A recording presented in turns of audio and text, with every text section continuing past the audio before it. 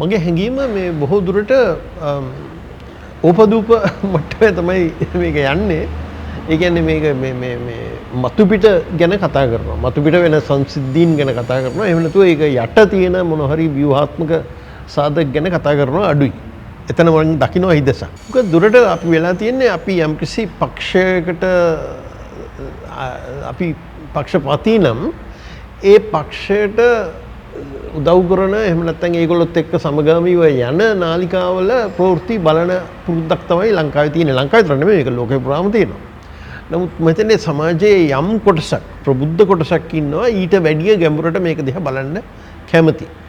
ඉතින් ඒ අයට අද වෙලා තියෙන්නේ අර පැතිකඩ ගණනාවක් බලන්න වෙලා තියෙනවා මොකද්ද කියලා හොයාගන්න කාරණේ.